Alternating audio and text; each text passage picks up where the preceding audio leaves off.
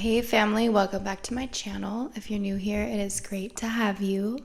Today, obviously, we're in a different setting again. My daughter's sleeping on the couch, so I just figured I would just record in her room. Today, I have something that I really want to talk about, and And see, that's the thing is I've already tried to record this video once before, and the spirit of fear kept me from keeping it up on YouTube, and I removed it. And I feel really called to tell you guys my story.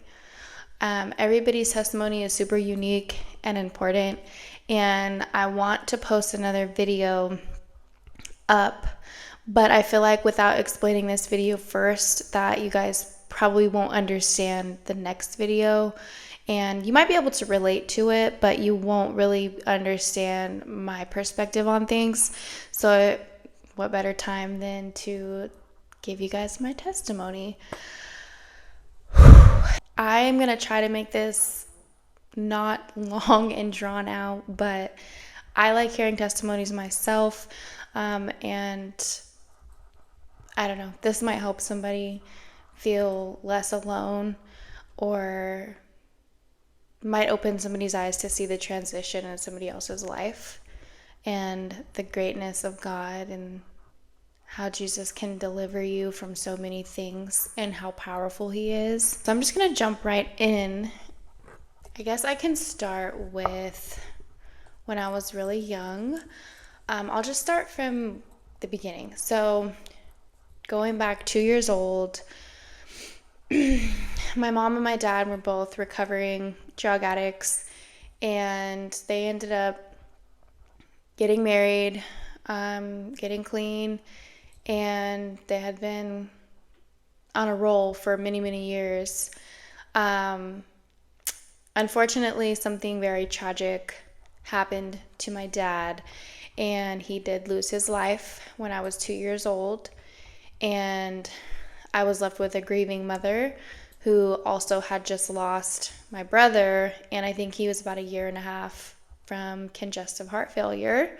My brother was born with half of a heart, and during several blood transfusions, I think he just contracted an infection of some sort, and unfortunately, he lost his life as well. So my mom was in this state of trauma, anxiety, and depression, and she fell back into her addiction and wound back up in prison.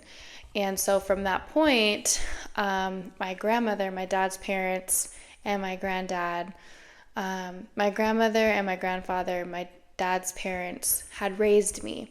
So ever since I was 2 years old, I lived with my grandparents in California. For a short time, though, I did live in Washington with my mom's mom, but that also didn't really work out so well. So I ended up coming back out here, and they got custody of me. As a child, we all know how important it is to have both parents in our lives, and I think that it causes a lot of internal anger. I think as children, we don't necessarily understand, especially at such a young age, and we have all these questions, and I think a lot of things can be kept from us when we're so young, for the fear of shocking the child and throwing them into further anxiety and depression. So I had a lot of questions that just went unanswered as a child, and I was entertaining the spirit of anger, and I've always had this spirit of anger cling to me.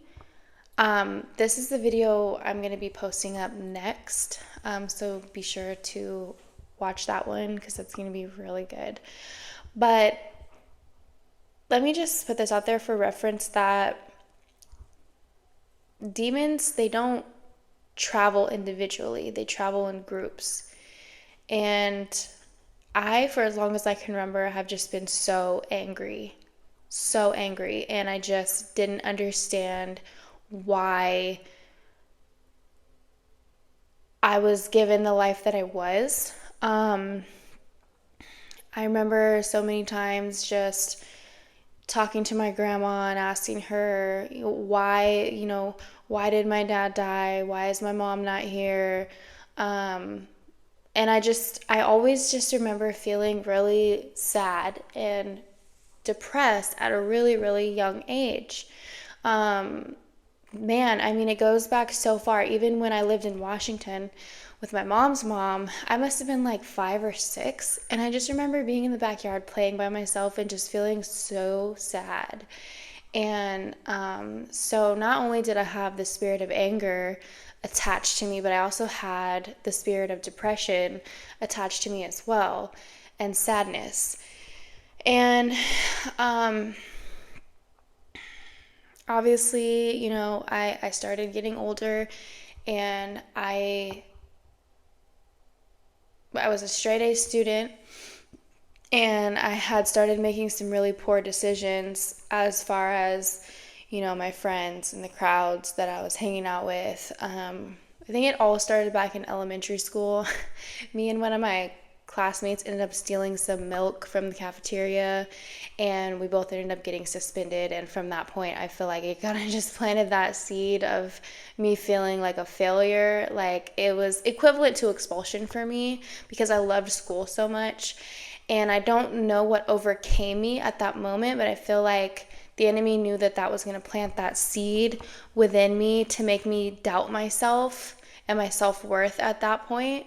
And it was kind of from elementary school. I started having doubts about myself. So moving forward, we get into middle school. That's when I started having, relations at a really, really young age. I remember losing my virginity at 13 years old. I started entertaining the spirit of lust, and I had all these outside influences around me, the people I was hanging with, the kids that I was hanging with, the people that I knew that my mom knew on the streets, and just knowing their lifestyle, and then being curious about all the different, drugs and everything. I know this is kind of getting all over the place, but so from middle school, I ended up dating this guy, and he's a few years older than me. And I remember me and him, I snuck him into my grandma's house, and I ended up losing my virginity that night. And at that time, like, I just felt so grown because I feel like I had lived through so much already. And there was no filter for me. And so I didn't recognize what I was doing was wrong. And obviously, I have my own daughter now, and I understand the reason why, like, my grandmother flipped the way that she did, because he got drug out the house with one shoe under his arm by his ear and kicked out, and that was like a whole incident. But so I ended up running around with this guy. I started smoking cigarettes, I started smoking weed, I started, trying different substances. And I was chasing that high from lust and the dopamine and the high from drugs, and trying to fill that void that had always been there, and I was trying to fill it with everything else. So mind you, let me just preface that my mom, although she wasn't around, she always spoke to me about God. She'd always write me letters and talk to me about God. And my grandparents, they weren't Christians. I guess they were Christians, but they didn't really take me to church. They didn't speak into my life about God. I don't think they were very well educated with the word. And so my mom, she'd write me these letters, and I would read them. And I always had the Spirit of God within me, but I just felt like I had no guidance. I was just so angry, and I feel like my grandparents, they spoiled me a lot because at that time I was their 10th child that they'd raised between all 5 of their kids and then 5 more grandchildren. I was the 10th. So they were super burnt out and like over raising kids by the time, I had got to middle school. And so they just didn't want to fight me anymore. And I had obviously gotten into this rebelling stage. I was sneaking out of the house every night. I was like talking to different guys. I was hanging out with the wrong people. I was doing, smoking weed and trying this and trying that. And I was just on this slope. And I stopped becoming interested in school. That really didn't happen until high school. But things started getting really chaotic. At the beginning of high school, my grandmother got diagnosed with ovarian cancer. It was stage 4 and it was pretty intense. And she only had 6 months to live. So, mind you, she was my mom. Because my mom was never there, never around. And my dad, my granddad was my dad. So those were my parents. And finding out that my grandma was sick the way that she was, it was just like the cap off for me. I was just so checked out mentally, and I started creating these habits and reliances on everything else. And there would be times where I would find myself praying to God, and I'd be on the side of the bed, I'd be holding my dad's picture, and I would just be crying, and I'd be asking him, like, why am I hurting? Like, I don't want to feel this way anymore. I just remember being really suicidal more than once, and just feeling like I just wanted to check out. I just didn't feel like I didn't see the reason behind living anymore. And it even got down to a point where I even considered selling my soul. The enemy, he was so close to having me, and I easily would have lost my grip had the Lord stopped fighting for me, and he never did. And although I was running around and I was doing all of these things, I knew that there was something better for me out there, and I knew that taking my life wouldn't be a way out for me. I knew that God had something so much more for my life. And so fast forward, my grandma's sick. I'm running the streets, running around, sneaking out every night, and my granddad is just so focused on taking care of my grandmother because she obviously has a couple months to live at this point. And he came back to my room one day, and I was arguing with my grandmother. The doctors told her she couldn't have any extra stress on her because it would excel, her time. Like, it would excel the process of her death. And so I remember just being back there arguing with her, and we were in this hasty, loud argument, and my granddad ran back there, and he's very old-fashioned, so he never cursed. He was super against it, but this one particular time, I remember he was just throwing the F-bomb around, and he was so upset with me, and I was just like, you know what, fine, just send me to foster care. I don't want to be here anymore. I think through the trauma of them losing my dad, they were very overprotective of me, and I felt so sheltered. Like, there had been so many opportunities and things for me to do growing up, including scholarships and just, even down to being able to hang out with friends. I couldn't go to sleepovers. Like, there was so many things that I couldn't do, and I just felt so sheltered. And I think that was also a main reason why I was so rebellious, and I just wanted to sneak out all the time, because I felt like I was just missing out on so much of my childhood, on so much life. And so they didn't want to fight with me anymore. They put me in foster care. So I ended up leaving from them, going into foster care. Again, I was super rebellious still at that point. And I remember lying to my foster mom and telling her I was going to one place and I wasn't going to that place, and I ended up giving her a time that I was going to be back. I had just got a phone from them, and lo and behold, I'm on my way to the place that I was sneaking to, and I ended up getting hit by a car. So during that transition through the hospital stay and my grandmother being sick, my foster mom came to the hospital, and she was just screaming at me and yelling at me, and my grandparents were there, and I just remember like telling the hospital staff to get the lady out of my room. Like, I didn't want her in there.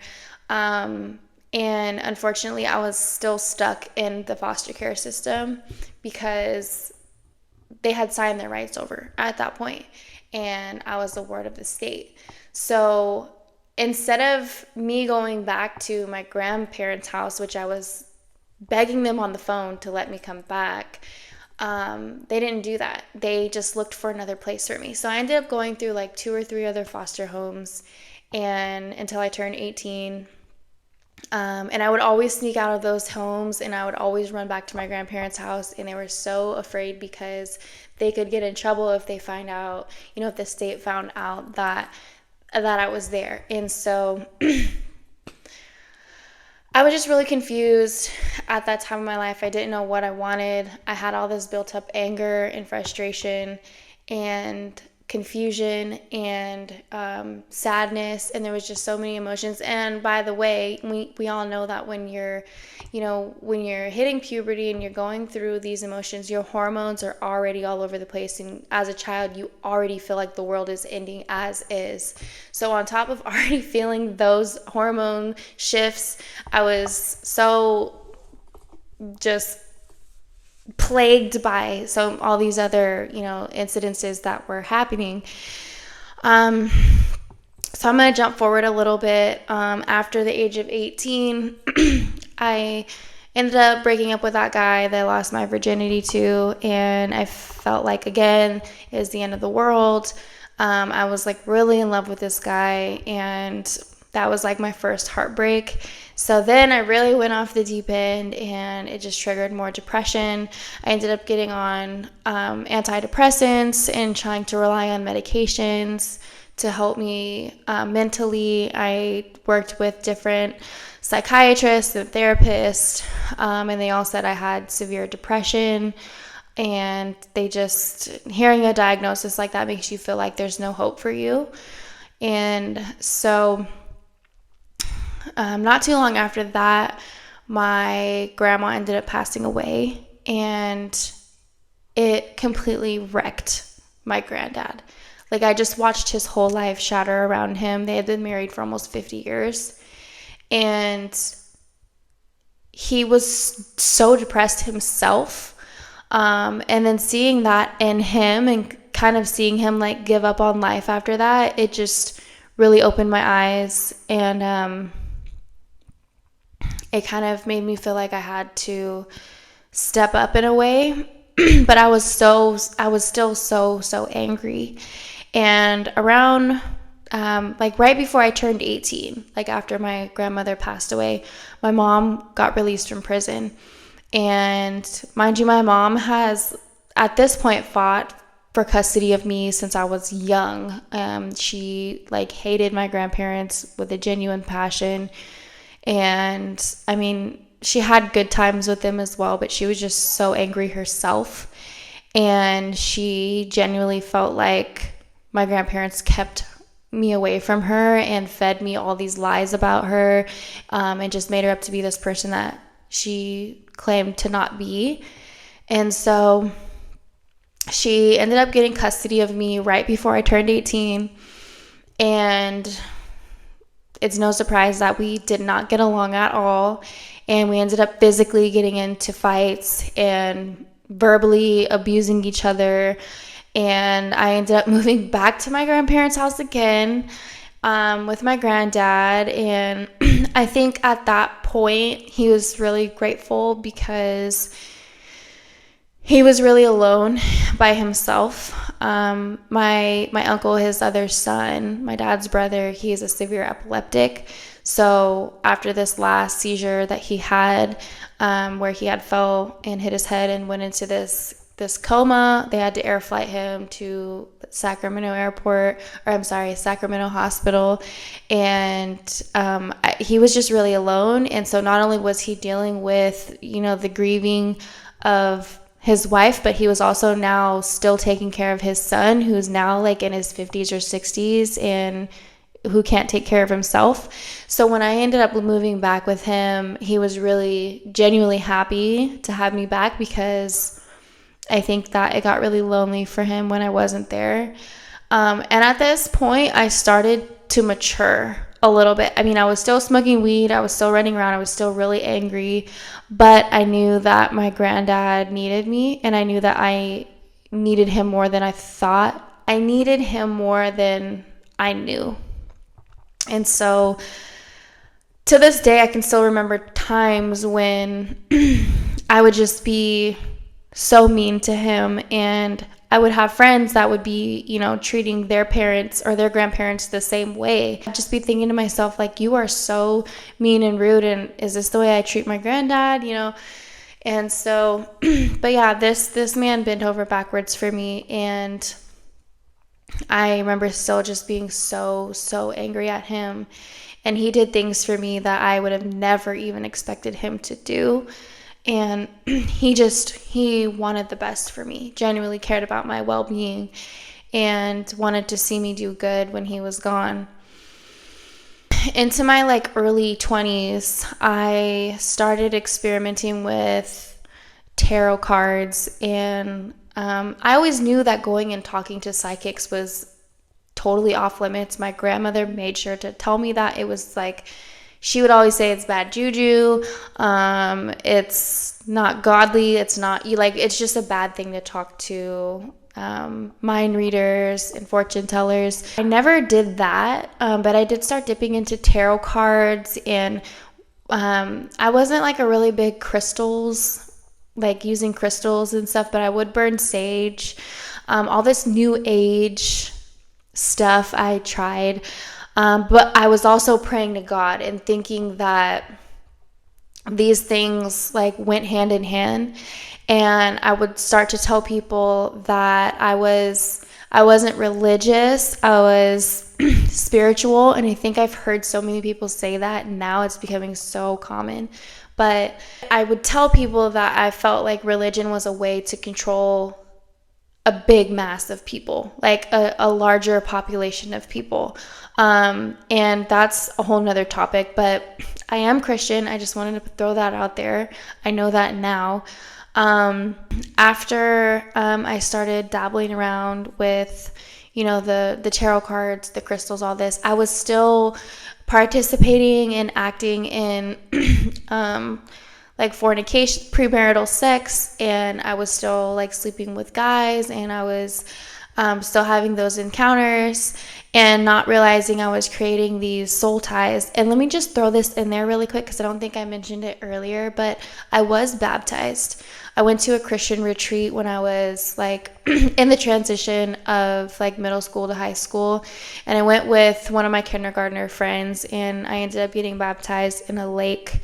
And so, like I said, the Spirit of God has always been with me, but I feel like the enemy was trying to fight so hard, and still is, for my soul.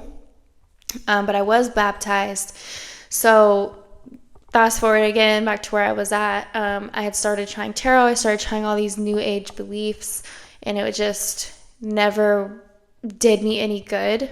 And I would always think, man, this sounds so, I can resonate with this so much. Sometimes I feel like when I would listen to these YouTubers, read these cards, I feel like they were talking straight to me, and I feel like they were telling me what my destiny was and telling me the things that were to happen. And I was just so curious and anxious to know my future that I believed these people that didn't even know me. And it's sad, because I feel like these people also don't know the dangers of partaking in that type of stuff. And so after I found out, that obviously was not the way to go, I stopped listening to them so much, because I I started to feel convicted every time I listened to them. I started feeling a strong discernment over me, basically telling me, like, you know that you're not supposed to be doing this. So I tapered off of that. And then I decided, I was like, okay, I am so tired of living this life. I'm so tired of living this life in California. My granddad, was diagnosed with Alzheimer's and dementia, and he was just going downhill, and I was the only one there, like, taking care of my granddad at that point. His kids weren't around. My mom was in a clean and sober program, and I was the only one there watching for him constantly. My cousins that were there watching him, they ended up moving to Texas, and so there was just me, and I felt so much pressure because at that point he really should have had like a live-in nurse or someone to properly watch over him, and that was equipped health-wise and knew, medical procedures on how to go about things. But he never got one. I remember asking my mom to come and help me. And so my mom said yes, she would come and help me. She ended up coming, and shortly after she ended up relapsing again, and I got blamed for her relapse. And so that was just more pressure and guilt that I felt on my shoulders, because now I had just caused my mom to relapse. And so that ended up causing more, it ended up furthering damaging any type of relationship that we had managed to have at that point. And obviously, the drugs took over and for her, and so we were just battling.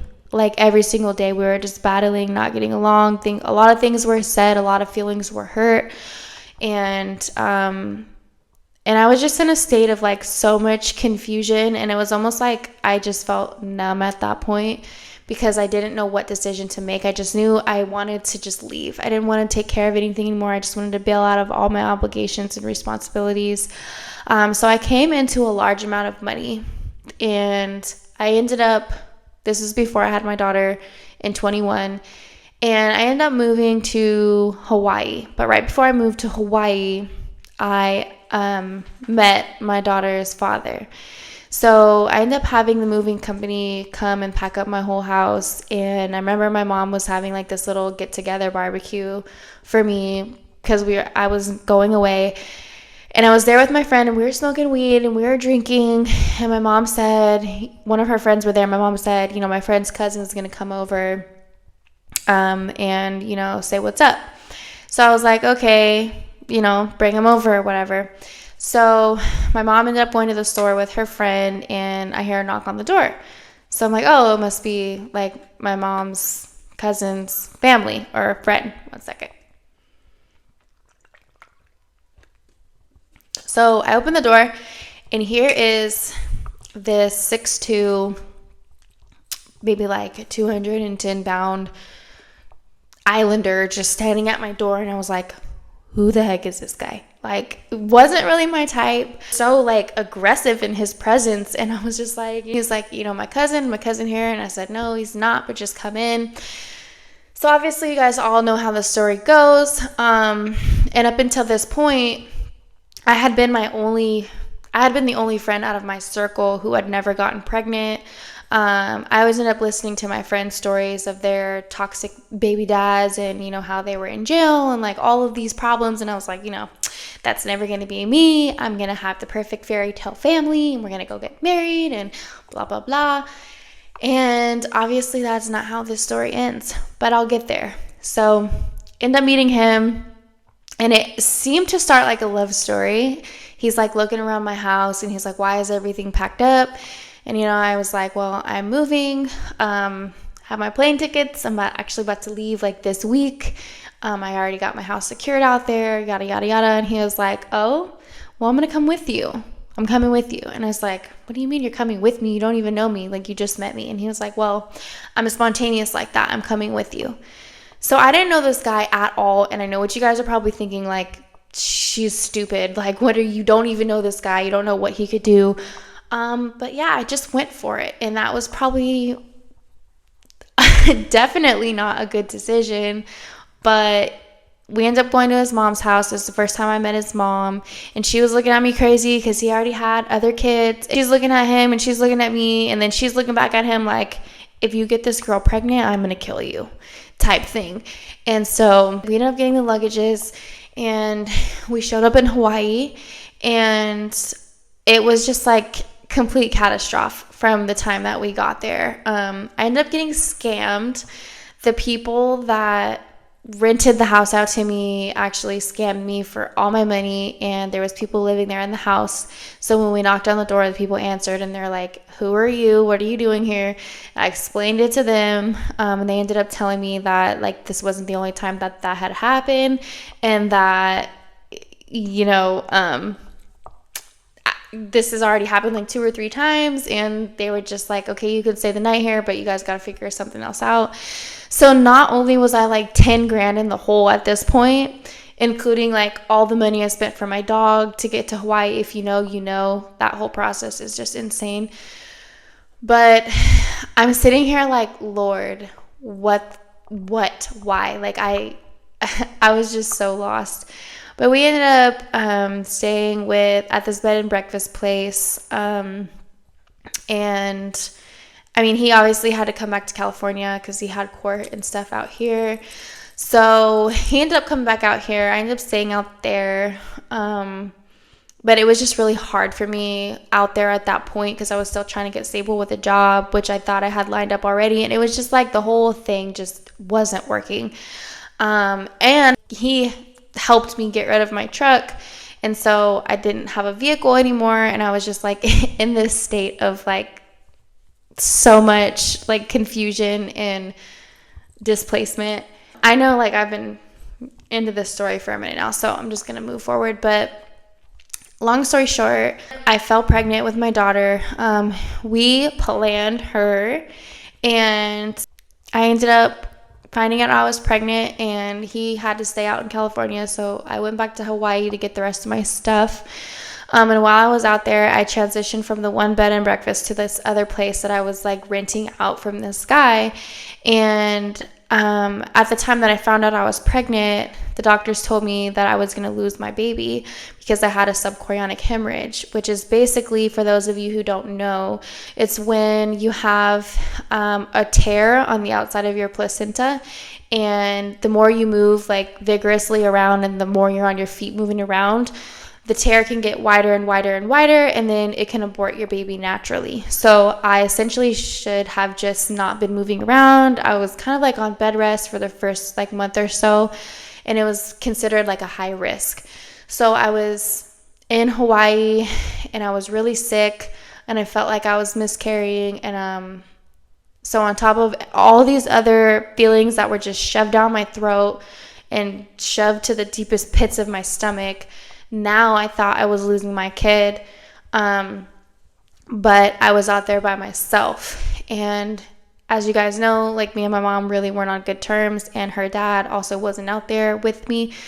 So I really had no choice but to come back to California. My mom was like, if you end up losing this baby out there by yourself, you are going to be in a way worse situation. So I was like, all right, I'm going to come back. But, at this point, she had moved in the house that I moved out of, and so I had nowhere to go. And she was like, you can stay with me, which that was not a good decision. I ended up coming back. My mom was still using. She had said some very hurtful things to me. We were fighting and arguing, and she was doing things that weren't healthy for the baby, for me. My mental stress was really terrible. But I ended up getting help from some resources that helped me and my daughter get into our own place after I had her. But before that all happened, I was fighting and arguing with my mom. I was doing a lot of moving by myself because my Anna's dad, my daughter's dad, kind of just went MIA. And I know you guys are probably super judging me right now, like, that's what you get, you didn't even know this guy, but I got a blessing out of it, and I got my daughter. And so, and to be fair, this guy, and I feel like they're all like this, okay, not all, but I feel like this happens a lot. You meet somebody, you feel like you know them really well, and then they just completely show you another side of them later on the road, and that's kind of what happened. So I ended up going through a lot of verbal abuse, a lot of mental abuse with him. He was never there for me during my pregnancy. I actually ended up driving myself like 30 minutes away during labor to take myself to the hospital. I ended up delivering her by myself, cutting her cord by myself, and then returning home with her by myself. And I ended up staying in the hospital for a couple days after her birth as well, because there was some issues going on there. Her umbilical cord was wrapped around her neck a couple times, and it was just like a hard birth. It was smooth, but it was hard. But anyways, so I ended up coming home, and then I had all the postpartum depression because my hormones were just all over the place, and I was still like trying to heal from all the previous trauma. And so it was just, at this point, I just felt so spiritually drained. And that's when I really started giving my life to Christ. This is the turning point for me where, and mind you, throughout this whole entire story, I always prayed to God. And like I said before, like I tried this, I tried that, but I always prayed to God, and I always made sure to let him know that I knew him and that I knew he had a bigger plan for me. And there was something else I feel like I should just mention too. Back in like 2015, before I even lost my granddad, I also ended up getting into a really, really bad car accident where my car flipped like 7 times, and me and one of my old friends, we almost lost our lives. And so from that moment too, like I also knew that God had something predestined for my life. And so there are so many times where like the enemy could have completely just took me out, and God has saved me over and over and over and over. And so I just thought I should mention that too, because when you, I don't want to say beat death, but when God saves you out of a situation like that, it just makes you, that was a whole nother story too. It was really crazy, but it just makes you really appreciate life more when you go through something so traumatic. So anyways, I had my daughter at this point. I'm really hormonal, super postpartum depression, and that's where the anger really started coming in, because when you go home or before you go home with your baby, the nurses come in, the midwives come in, and they all ask you, if you have a history of depression. And throughout your pregnancy, like you're supposed to be answering these questions as well. But they all knew I had a previous past history with depression. So they were really anxious about me going home by myself. I was already crying in the hospital before I left. So I knew for a fact that it was going to be terrible. It was going to be a bad time. I didn't have any support. I didn't have a lot of family out here. Mind you, nobody even knew I was pregnant until after I had the baby, because I cut everybody off. I didn't have any friends at that point that I was talking to. So I was completely alone, and I had nobody else to turn to, or I had nothing else to have hope in. And while I'm trying to fight this spirit of anger and this postpartum anger, right? And that's essentially when you're sad and you're crying, but you just get triggered so easily when you're dealing with your children, especially when they're really, really little and they're just born and your hormones are trying to regulate back out. And that's why a lot of people, trigger warning, will, commit, what is it called? Shaken baby syndrome, stuff like that. And it would just get to the point where like I would feel my jaw clenching up super tight. I felt like the heat was rising from my toes throughout my head, the burning sensation through my spine. Like it was really, really, really intense. And poor little Mayana, she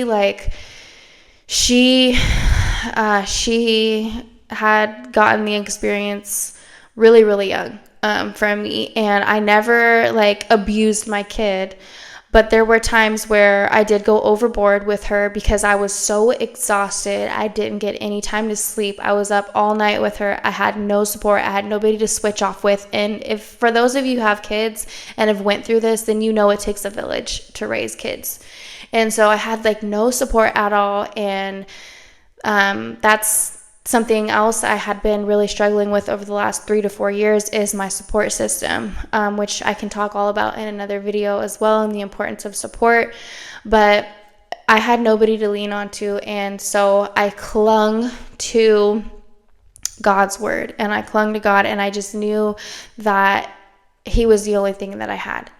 And so moving forward, we got into our apartment, and something urged me one day to just go into my my bucket of books, because I had like a huge tub of books from when I moved, and something just came over me, and I know it was the Holy Spirit. The Holy Spirit moved me to go get the book, the Bible, out of the tub. So I pulled it out, and that was the first step, is me just pulling it out and having it in sight and knowing that it's there. My Anna must have been around like 9 months-ish, and we ended up having to move out of that apartment because it was getting way too expensive and I couldn't afford it on my own. So we ended up moving with a friend, and I think that's when I really started getting into my word. So over the last 3 years, I became so close to God. But my faith really didn't skyrocket, and my relationship with him didn't skyrocket until I opened up the word and I got more educated on his words, and the past of what had happened in the Old Testament, and then now moving into the New Testament. Granted, it's taken me a little over a year, and I'm finally almost through the New Testament, but I started in chronological order. So I started from Genesis all the way up, and I'm moving to Revelation. I think I'm in, Amos. I think I'm in Amos now. Amos? I think it's Amos. And, but let me tell you, like, throughout everything that I have been through, and all of the heartbreak and all of the confusion and all the spirits that I was feeding and all of the trauma, I would not have been able to get through any of this without clinging to God. And I mean clinging to his words, because I don't draw strength from anywhere else. I can't draw strength from anywhere else, because I'm only so powerful in my human form. I can only draw so much energy and power out of myself, because as humans, when we get spiritually drained, you check out. You don't want to do anything. You lose motivation. You start procrastinating. You find all the excuses in the world to not do what you have to do, or what you're obligated to do. Your commitments, you start giving up on those. You have no drive anymore. Like, you're just mentally and spiritually drained. And once I got into God's word and I really understood, his words, and I started going back and reciting these words, and I started implementing the ways that he wants us to live as humans into my life, I seen so much change, and I seen so much grace, and I had, felt so much deliverance from God, because he's seen me exactly where I am. He sees you exactly where you are, and he knows, he knows even before we were in the womb. He knew us, and he knows exactly what you're going through. And I think he allows you to go through your life the way that you choose to. He gives us the choice of free will. So while we have that choice of free will, he's not an intruder. He's not going to push himself on you, but he longs to have that relationship with you. So until you get pushed over the edge to the point where you can't look in any other direction, and you have nothing else to lean on, and nothing else to have hope for, that's when most people start leaning on God, and they start searching for God, because they have, executed everything else out of the book. I say all this because I think everybody's testimony is super unique and individual. And while I am in no shape, way, or form completely healed from all the trauma that I've been through, and I still am having, issues with my mom, I'm still having daily issues, I still struggle with the spirit of anger. I'm not perfect. And so I don't come on here and I don't make these videos to claim to know everything. I'm, obviously I'm not a prophet. I'm not like this higher spiritual leader, But I'm here to share my experiences and the knowledge of what I read from the Word of God, because there's a lot of people who haven't yet tapped into the Bible. And so if there's experiences that I can share from myself that will intrigue somebody else to know more, then that's more than I think what I could be doing if I just decided to not share my knowledge and to keep it to myself. I think, for a long time, I just wanted my life to be super private. I didn't want anybody to know that I led this life of catastrophe or destruction or whatever is perceived by the human eye. I just was so afraid of being judged. And that's where that spirit of fear came in and kept me from posting this. I was in the bathroom and I was, I was like putting on makeup or something. I was just praying to the Holy Spirit and I was asking him to make my words make sense and for my words to just flow. And this thought came into me where I know that this video is going to help somebody out there. I know that this video is going to come right on time for the right person that needs to hear it. I don't know who you are, but I know that God wants you to know that he sees you exactly where you are. There's nothing too big or too small that he can't handle. If somebody like me can walk through everything that I've been through and still come out knowing that God is so good and God is above everything and how he just cares for us so much, just like a father that you may have never had.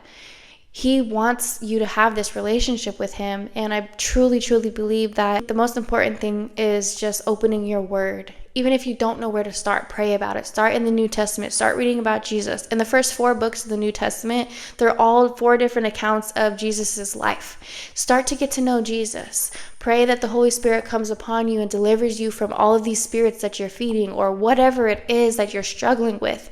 God just wants to hear from you. He wants to know that you do recognize him as your father and that you are a faithful child. I think that's the most important thing. But if I didn't have God and I didn't know Christ, there would be no hope for me. I wouldn't know where else to turn. I wouldn't know the decisions to make. I wouldn't know how to navigate through parenthood. I wouldn't know anything. I would be like a lost sheep, right? But if I know anything, I know that he left the 99 for the one. You're the one, I'm the one, and he'll come searching for us every time.